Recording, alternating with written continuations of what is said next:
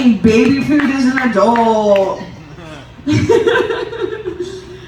It was so funny. I guess it's like if you have kids, my mom used to do that. She would sort of sneak. It was so funny because she was pretty straight-laced, but every once in a while she'd like just slip something in from the baby food aisle in Vaughn's, like into her supermarket. And I was like, Mom, what is that? And she's like, stop talking! And then I found out later it was like Gerber's and pudding. And like they discontinued it, and it was a whole thing for her. She was like so like, no. So yeah, oh my gosh. So I'm thinking of, instead of a girls' night out, I'm gonna call it Oyster Festival Unleashed. I think I'm also gonna say Oyster Festival Unleashed now when I take off my tight underwear at the end of the day. Or go to the dentist.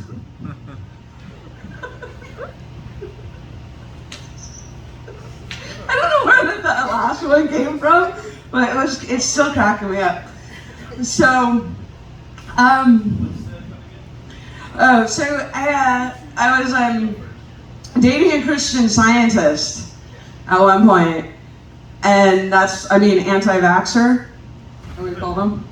Anyway, it's like I'm a really science person anyway, but he had like 103 temperature for like over 2.5 days. And he was like blowing it off, and I'm like, no, you have to get in the hospital, right? So it turned out he really needed to get into the hospital because I put him right into the ICU. So I sort of ended up saving his life, which he acknowledged. I wasn't like, but this is the beginning of my breakup story.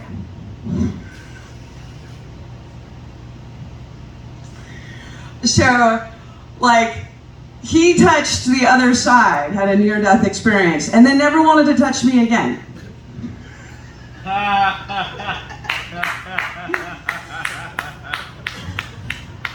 He briefly visited the Ever After, and Paul Simon's 50 Ways to Leave Your Lover was playing.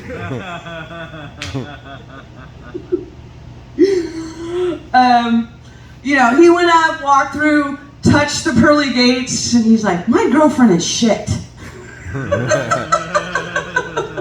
That is the one thing I'm changing about my life if I get another chance. But that's okay. But we're still trying to be friends, right, after you break up, which is always really fun, because you're sort of like, I don't know if you've had this experience, but they start wanting to ask boyfriend questions. No. Friend package does not include boyfriend question clearance. Where was I? None of your business. Who was with me? Also none of your business. That's part of what happens when you unsubscribe from the girlfriend package. Those questions are allowed. But, so, in one of my first jobs, I was worked. So I went to college in the 90s, and they had video stores back then. I didn't know this, but there was a little closet off the side of this video store. So once I started working, I had to restock and go back through the curtain into the little closet. And it was an adult video store, folks. It wasn't what was in the closet, okay? The rest of the videos were a front for the closet. I didn't know. I'm like so innocent. I'm like just asking my manager, because I worked like at night, like I'm like a young woman working at night. And I'm like, why are all the, I go, it's strange. I go, no one ever like gets a video from like on the floor. And so, anyway, and he goes, he got so embarrassed, to his credit. He just couldn't even answer me that I was so stupid. Because, anyway, to his credit, none of the regular videos were alphabetized. So you couldn't, there's no way, if you were looking for something, you could even find it, right? And I'm like, why don't we fix that? don't leave. Yeah. But the titles like were so hilarious. It was like Crocodile Undie. You're like Cocky Balboa. The Titanic. What? I don't know. I can't get through like a porn movie. There's just too much emphasis on boobs, and I barely have a relationship with my own. Angela Lansbury and Cher.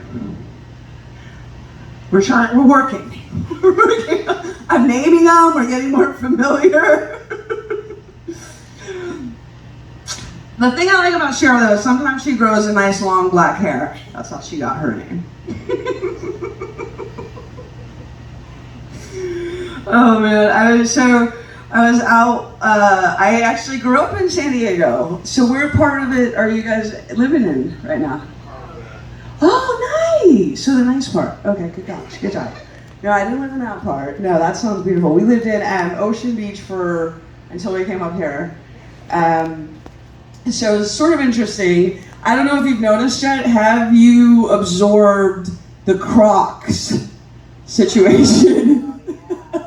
Like, how many years did you go back? Because I've still been like, and then they have them in tie-dye, and I'm just like,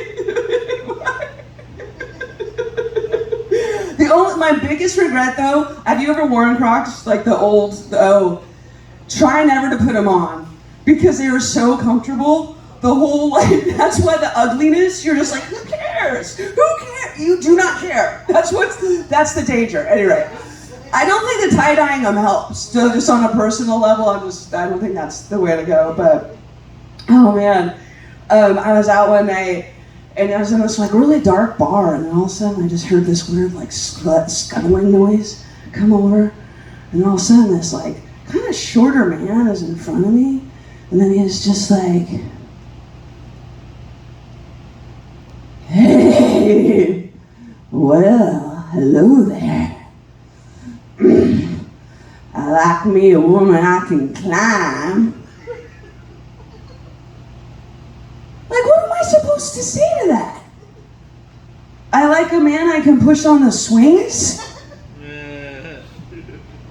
Woo! I like a man who has really small hands.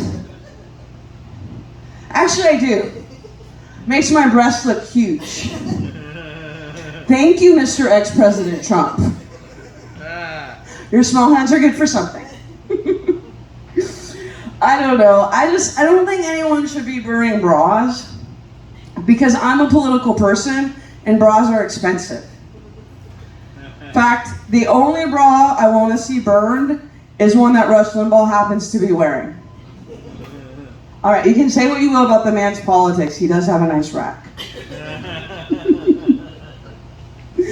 All right, my name's Wolffy. Thank you all for being here. Let's welcome back Peter to the stage. Good job, babe.